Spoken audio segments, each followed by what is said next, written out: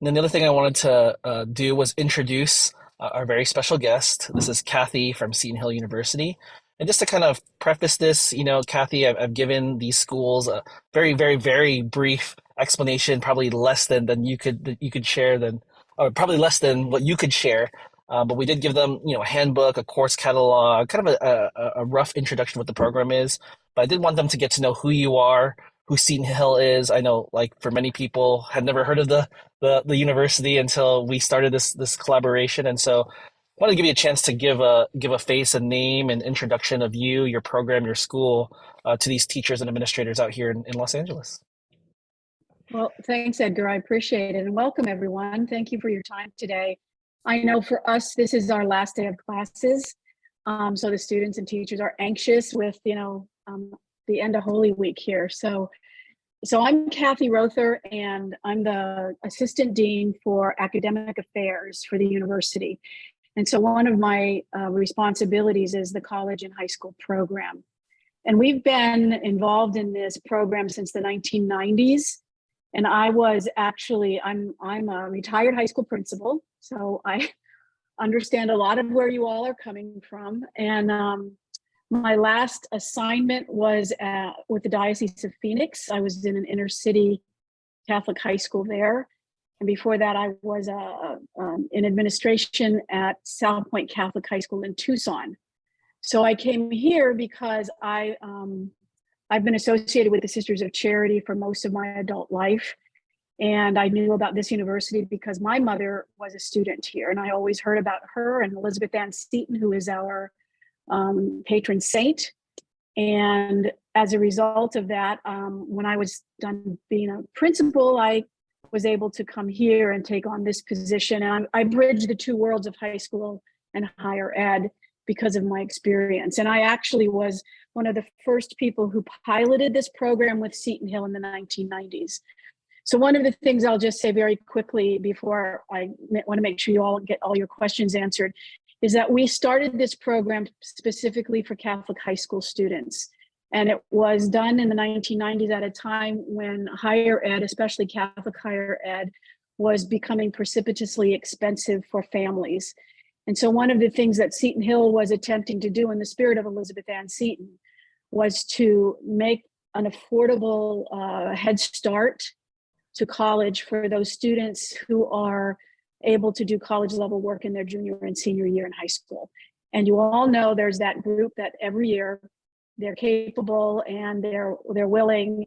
And so that's where this grew out of. And because of that, we also came at this from the perspective of having once been a college, an education college for producing teachers, that there's a great respect from the higher ed administration here, for the administration here, for the leadership in high schools, that the people who know their people best are the people on the ground. The people who know their students best are the people who are working with the students. So I just want you to know that that's something that in our partnership, we are really aware of and try to honor throughout our partnership with any of our schools. Since the 1990s, we've expanded the program, and we have a lot of public schools and private schools as well in the Western Pennsylvania area, in Maryland, in Arizona, West Virginia.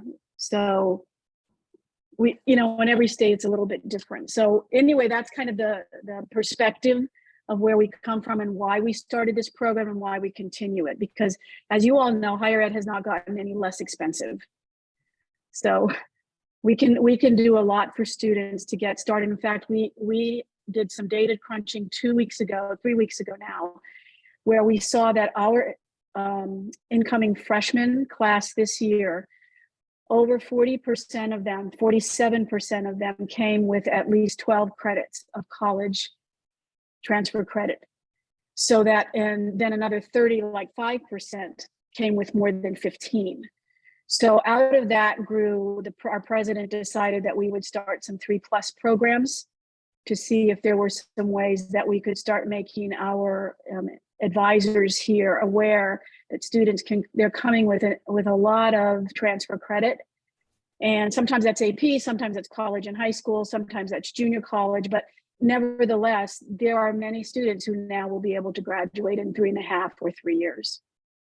So it's a reality, it's not just a pipe dream.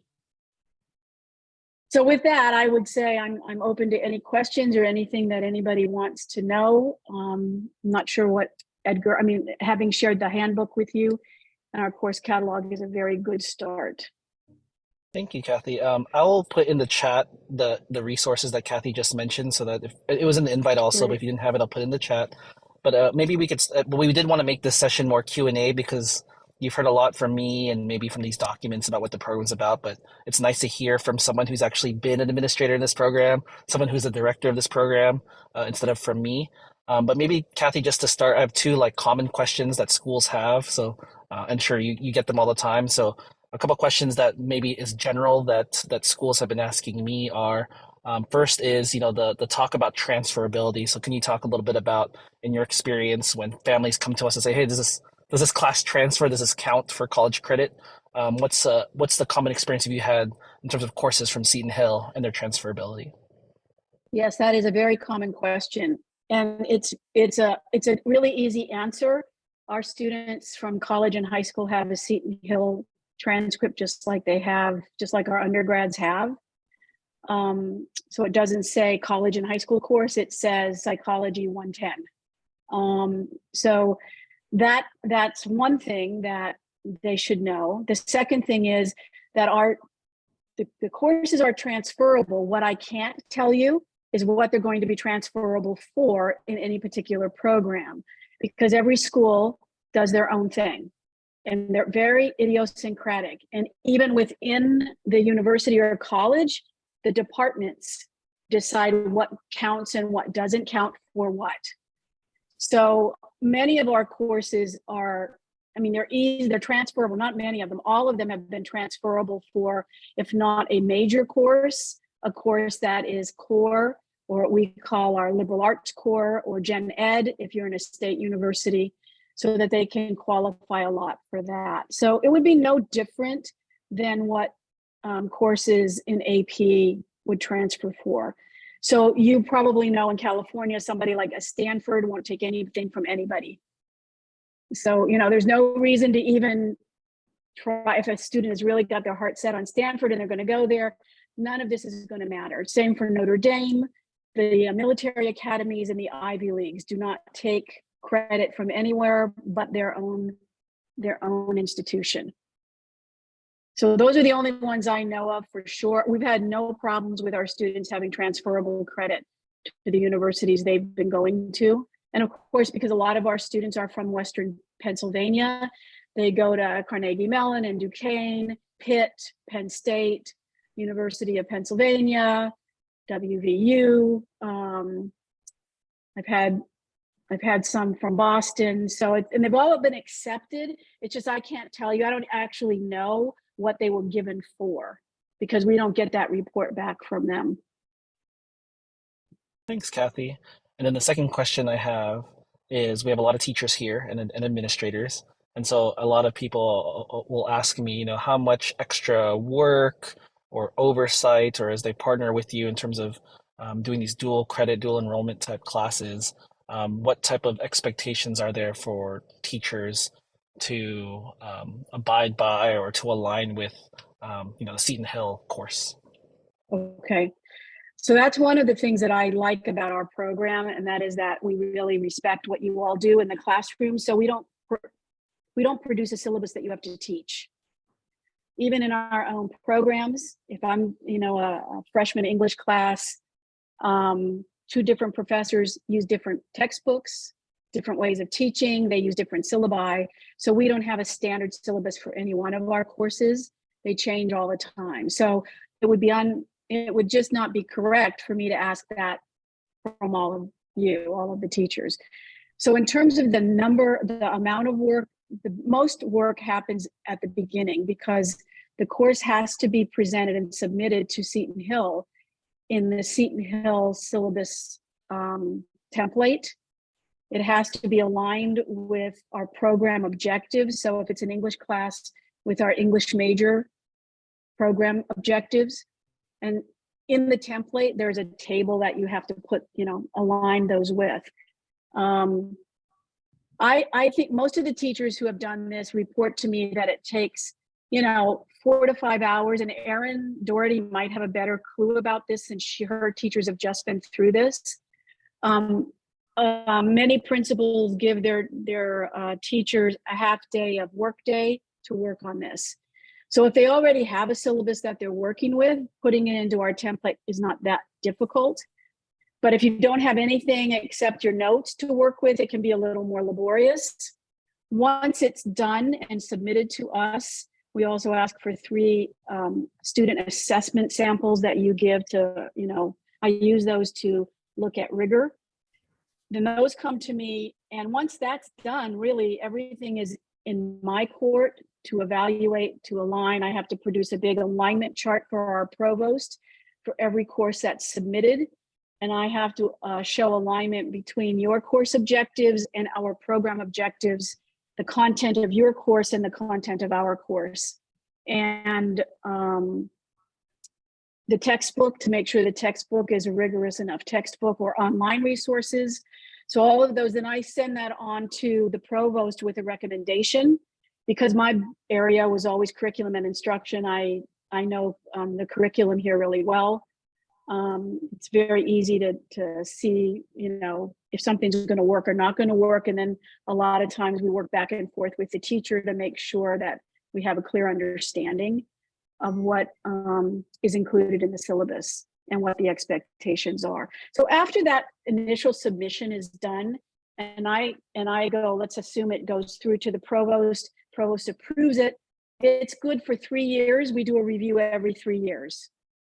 And then after 3 years, I ask for an updated syllabus, and then I ask for some student product to see, and I'm looking for the best that your students produce with whatever the assignment was that they were given, to get a sense of how it's implemented. And so that's kind of our process, is that we review. We're Middle States accredited. So we do a review every 3 years as per our Middle States plan for all of our courses. So really, outside of the initial work, the only thing that happens that the teacher is responsible for is at the end of the course to submit the grade. And the grade has to use the Seton Hill grading scale, which is maybe different from yours, but when you're producing the grade for Seton Hill's report, it must be in the Seton Hill using their guidelines. So it's often true that a school can give 1 grade for the high school grade and 1 grade for the university grade, because we use pluses and minuses. So to clarify, Kathy, you're saying that the scale at Seton Hill has different grades for different percentages, so that might be different than the high school grades and Correct. percentages. So just wanted Correct. to clarify for all the schools here, just a slight, Right. a slight differentiator is that you might be submitting grades that are different. You might not just copy straight from, a grade book, but maybe if they have let's just say a 92%, that might be an A for your high school, but an A minus for the Seton Hill grading scale or something like that. That's right. And usually what the best idea I always recommend is on the syllabus, just to put, here's the grading scale for Seton Hill and here's the grading scale for the high school, so the students know that.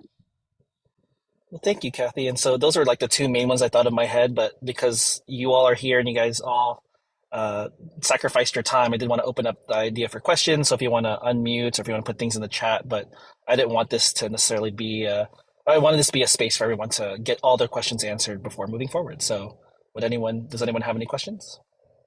I just put mine in the chat. Okay. So when we're submitting the grade, then we just give you the percentage. We don't give you our grade. No, actually we do letter grades. No, but you just said that what a percentage equates to a letter grade at our school may be different for you.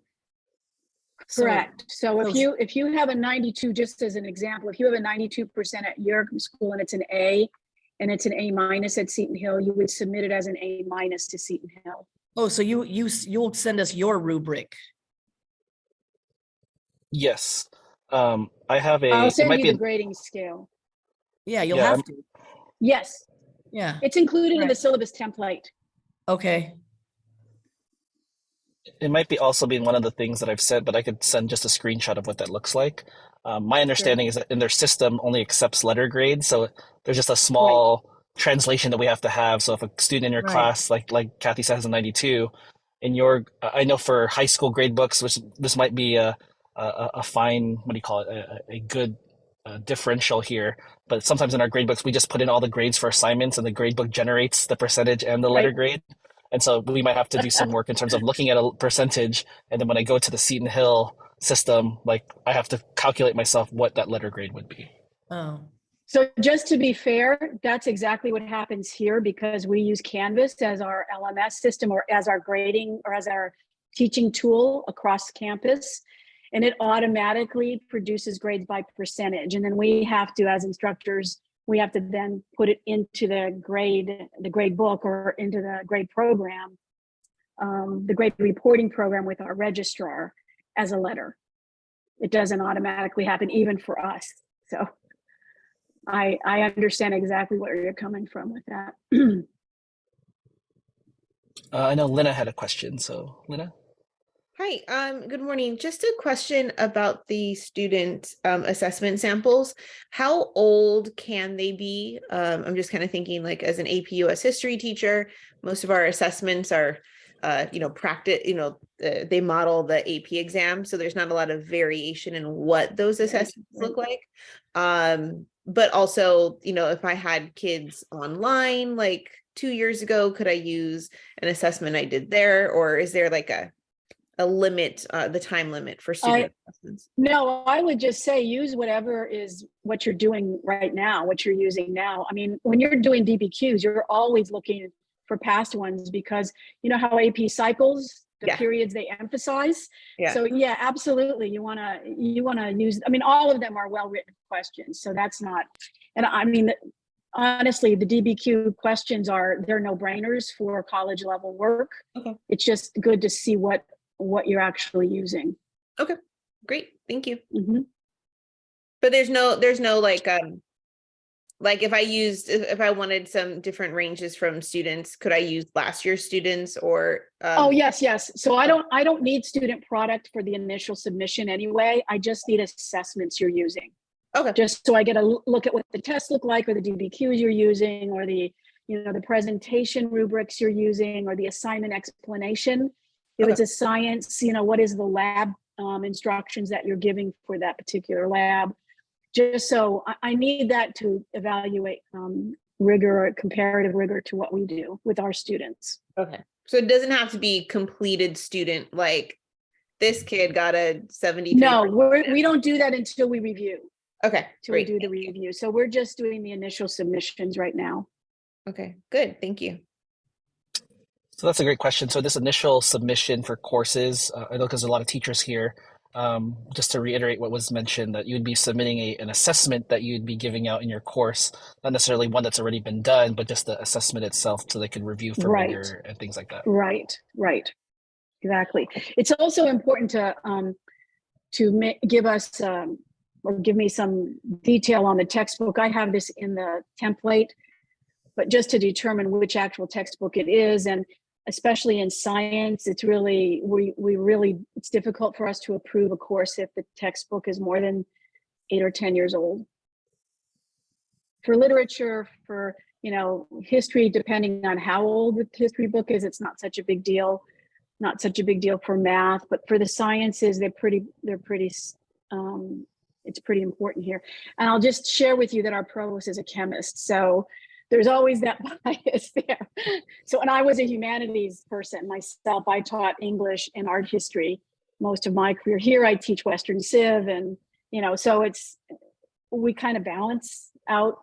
I can recommend things to her when she doesn't agree with something, and she can tell me, you need to ask the teacher to look at this.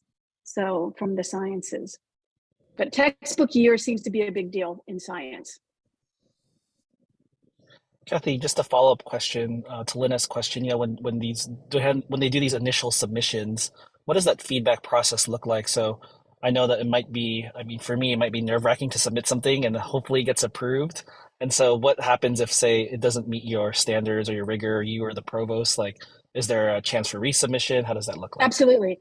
In fact, I won't submit anything to the provost until I think she's going to say yes. So right now at St. Joseph's, I'm I have a couple syllabi that I sent back to them, one in Spanish, a Spanish course for the 105 class for us. That's the elementary Spanish 2. It's their Spanish 3 honors, I think. There's just not very much, the teacher didn't provide me very much detail with assignments that he's giving. So I asked him for more detail about that, because I just couldn't get a good sense of what was actually being taught. He produced everything. Here's for first semester, here's what we do, rather than giving us like a breakdown of, we spend 3 weeks on this, we spend 6 weeks on this, because that's really how college syllabi are designed, is not so much by here's what we do the whole semester. It's more, we spend this many classes on this, or we spend this many weeks on this particular topic.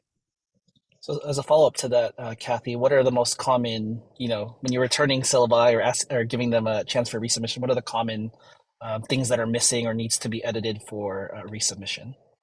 So that's really been the one that's most like, so with English teachers, so I was an English teacher, so I can, tell on myself. It's really easy to put in your topics, and your work is just the name of the work you're reading. So, we're doing Moby Dick. All right, well, what are you doing with Moby Dick? That's not really a topic. It's the topic, it's the reading. What are you looking at Moby Dick for? What rhetorical analysis concepts, what critical thinking skills are you using this for? Design for writing or presentations for historical context. So it's just a little more of that than just simply the work, and that's just not enough. But when I was teaching and I was doing my own syllabus, that's all I would put down. I'm doing Romeo and Juliet for 2 weeks, and then I kind of knew what I was going to do. I can't, I need more detail than that. That's one of the common ones that happens in science. Oftentimes, the teacher doesn't give a very good description of the labs that they're doing or names of the labs. Even with the name of a lab, I can pretty well figure out, because they're self-descriptive for the most part. I can tell what's going on with that. Outside of that, those are kind of the big ones. Sometimes in math, do we have any math people here? So in calculus and pre-calculus, often things are given, it's the same concept, but they give it different names. So sometimes I'm just conversing about, do you cover, this fuel? Because I don't see it stated here, So I think I had to send a math back to St. Joseph's, because all they did was the chapter titles which is great in a math book, but it's not enough detail. And they got back to me within a week and had it all perfectly done. So it's kind of that back and forth thing. And I don't even take it to the provost until we have all that ironed out. Okay. Because I kind of know what she's going to say no to if it's not there. Well, good to know. Again, we have teachers, administrators here. Any other questions that would help you, whether it's teaching it or implementing this type of program? I have a quick question. So you mentioned that merely listing the assignments or the goals for a certain unit is not enough information. How much information would you like? So what would be a good, I guess, average if there were a typical, description? So if I were teaching, for example, Frederick Douglass, and there were certain terms in rhetoric that we're going through while reading chapter 9 of the narrative of the life of Frederick Douglass, is simply merely listing those terms that we will be reading about and then seeing in action as Frederick Douglass employs them in chapter 9. Is that enough, or would you like? Yes, that would be perfect. Full descriptions of definitions? No. I don't need your notes. I just need the topics and the subtopics, essentially. So I was gonna see if I can. Thank you. Perfect. So in my case, I think we're frozen. No, I get, well. Oh, yeah, I hear you. I hear you, Robert. Yeah, so in my case, just doing the Federalists, I'm following along with the Federalists and the Anti-Federalists, and then I'm injecting current situations in current politics. So I would submit the Federalist, the ratification, the Constitution, and so on. I'm just following the chapter and what the College Board is recommending that I do. And then as well include some references to current event aspects that would. Yes, I think that would be perfect, because then I could see exactly, I mean, you don't have to list every single thing, but you know that so what happens in the table there's a table for the class schedule and outline. And one column is the time spent or the time frame for the concept or the unit. The second column, I should probably do this the other way. The second column is the actual unit and the topics and subtopics. And then the third column is for the work that you're asking students to do for that. So under that subtopic section, if you're putting down the Federalist paper number, whatever you're doing, or 1 through whatever, for these concepts, and just list them. You don't have, these aren't sentences. It's just like an outline.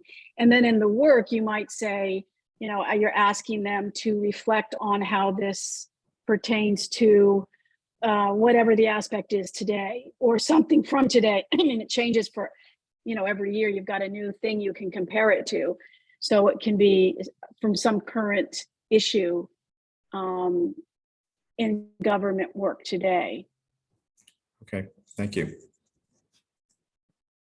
I'm trying to see if I can pull something up here to show. Let's see.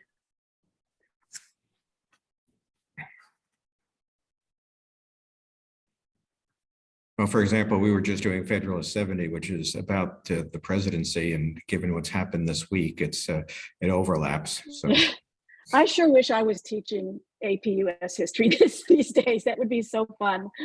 It just comes alive. So I'm looking to see if there's, I don't know if you can, Edgar, if you can share your screen, I can share something that we've just approved. Yeah, sure. Or if you can allow me to share it. Yes, I made you a co-host, so if you want to share something. Okay, so let's see. Let me pull this over. Can anybody see that?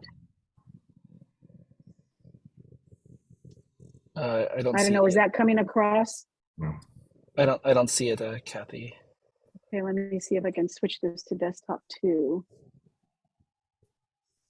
I've been having trouble with my sharing. Well, I can just read it for you. Let me turn off share screen.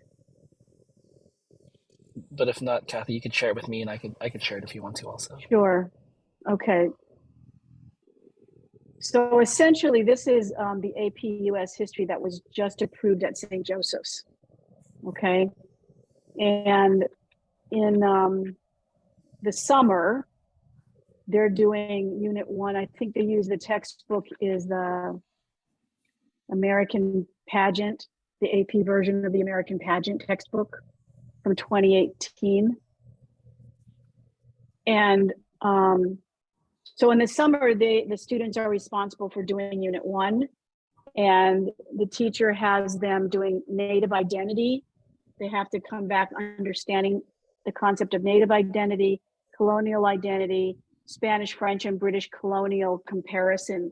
So they have to come back to class. They have to come to class at the beginning of the year with a comparison of those three cultures.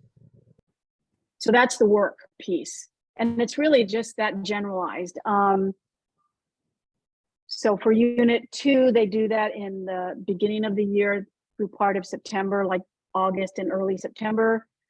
They're doing some work with indentured agreements, the Mayflower Compact, City Upon a Hill speech, and Sinners in the Hands of an Angry God, as well as John Smith's History of Virginia. So those are the kind of the things that they're working on. But it doesn't look like this teacher is doing anything, contemporary in there. That's where you would put it. You'd put it in the work column. Say. Does that help? Yes, thank you. Okay. Mm-hmm. I don't have a completed one, Kathy, but I did post like a screenshot of the template of the syllabus in terms of the three columns we're talking about. Right. So Yeah, one that's column is the perfect. dates and time frame. The second column is topics, and the third column is the work or labs that are done in that unit or in that topic that you're going over with the students. And one of the things, I'm glad you put that up there, Edgar, because one of the things that we're finding in the last 5 years is that when our students ask to have transcripts transferred or courses transferred to universities or colleges, they're oftentimes, in order to place that class correctly in whatever major the student is in, they'll ask for a syllabus. So we ask that our college and high school courses be put in our template, because this is what our teachers use. So then it's an official Seton Hill syllabus with all the same elements that our professors use. So it's indeed it's a college. It's not just a college in high school syllabus, it is a college syllabus. That's a good thing that you bring up, because that's come up often too, is that because a lot of our teachers are AP teachers, because they have an approved syllabus already or a document they already have. We do have to put it in this format to, as Kathy said, to be a Seton Hill qualified course. And so there might be some copy and pasting or some things that you already have that you've been working on for many years. So it fits this template.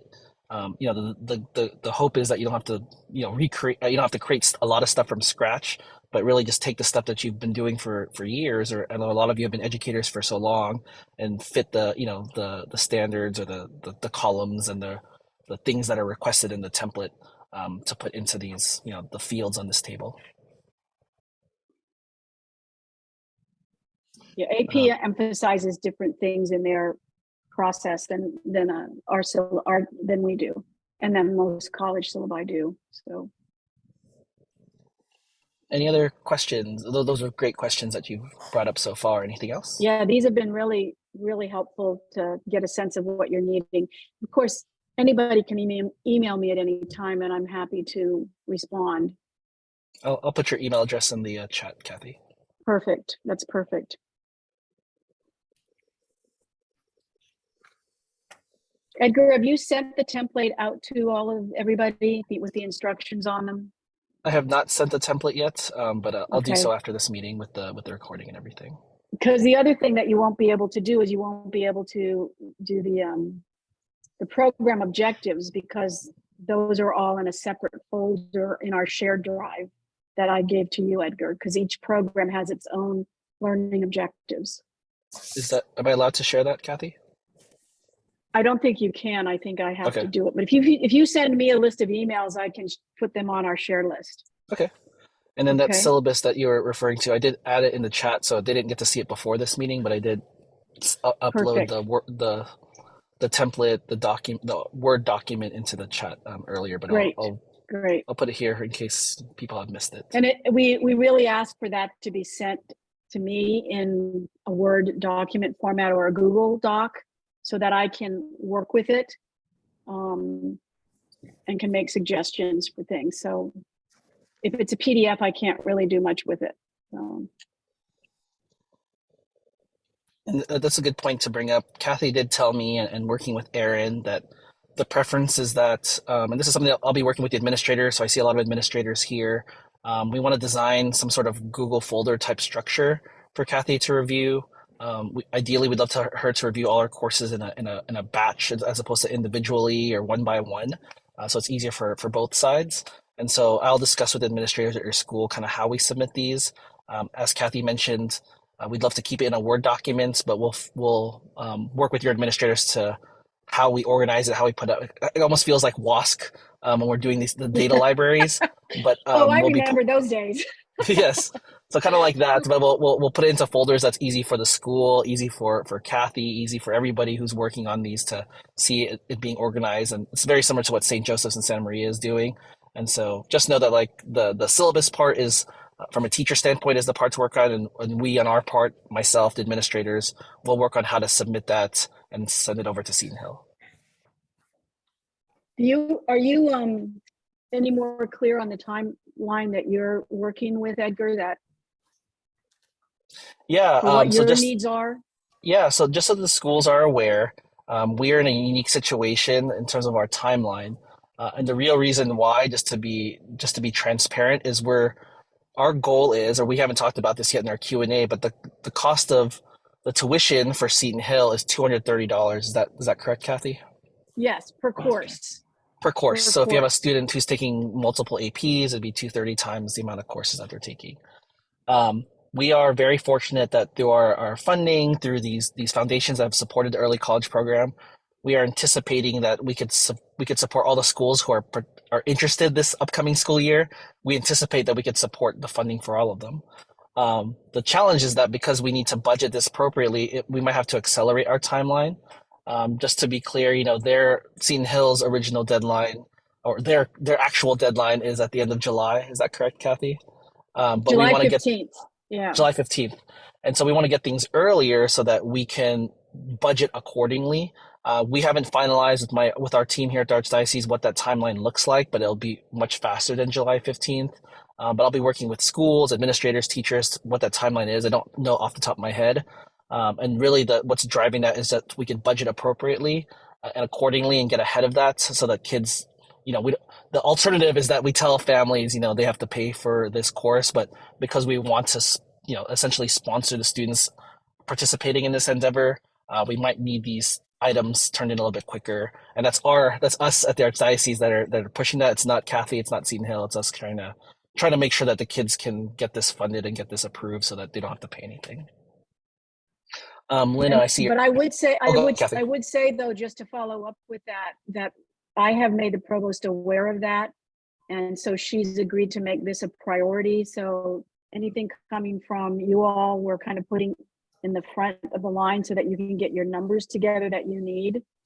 And so at this point, I'm about halfway through Erin's Erin Doherty at St. Joseph with her submissions. So we're making good headway there. So I would recommend anybody who has any questions about this, she's a good one to talk to also, because she's actually been through the process now and has a kind of boilerplate way to do it. I think it sounds like that, or it seems like that to me, that she has a process that she uses. And the folders that you were talking about, Edgar, have been immensely helpful. So I'm sorry, was it Lynn who has a question? Yeah, it just came to me like right now. And maybe it's really more for Edgar at the same time. So we have a course at our school. It's a senior level course. It's not an AP course, but it's a Project Lead the Way, which is a project-based learning. I'm aware of it. Yep. Yeah. Mm-hmm. So it's human body systems. So it's not an AP course. So, but I just thought of it now, so I didn't go and look in the catalog to see if there was anything that aligned. But it's basically anatomy, physiology, human body systems, how they work. Is that a possibility for approval, even though it's not an AP course? It is. I will be very honest with you, though. Our A&P classes, the anatomy and physiology classes, very few of them actually make it through. Mm-hmm. Because there's usually not enough physiology in the course to make it anatomy and physiology. There's a lot of anatomy. Mm-hmm. And our course also has a lab associated with it that is a co-requisite. Mm-hmm. But it certainly would be worth looking at. And we have a really very robust health sciences program. We have a medical school, we have physical therapy, we have nursing. And so they're very, very strict about taking anatomy and physiology. I mean, they can take it and it would be considered an elective, but they're probably not going to take it for their program if they want to get ahead in nursing or with medical school. They have to retake it. So, okay. I can't say that for sure without looking at what your program is, but the other Project Lead the Ways are more about health science professions and less, and in terms of less about the content itself and more about the profession. It tries to do both. Mm-hmm. Okay. Yeah, I can talk with the teacher who does that. She runs it for our health careers program at our school.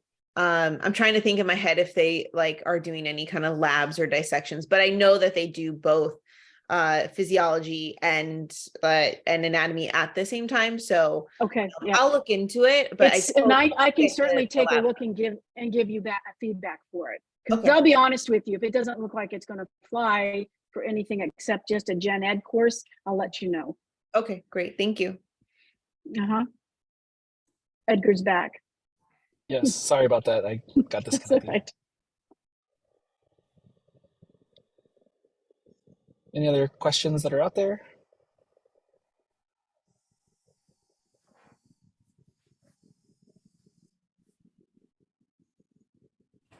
All right. Well, I don't want to take up too much of everyone's time, so we'll stick. Maybe Kathy and I will stay behind in case anybody wants to ask kind of individually. But I did post her email address in the chat. You have my information because I invited you and gave you this Zoom link. But we're very happy to partner with you. We're very happy that you took the time today.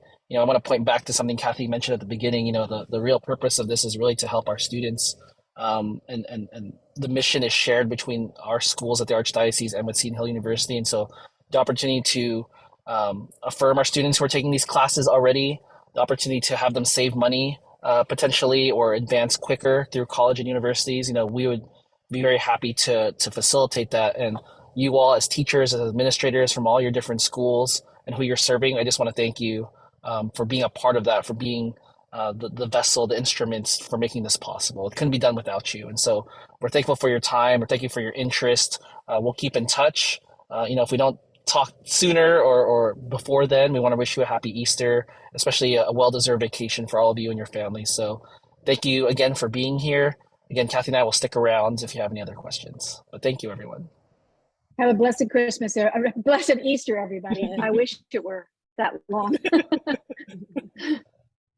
Thank you. All right. Bye-bye. Thanks, Nice to Lena. meet everyone. Thanks. Bye-bye. Thanks, Tammy.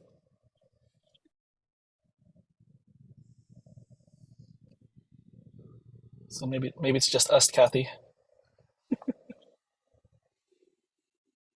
Looks like there's one more still there. There we go. They had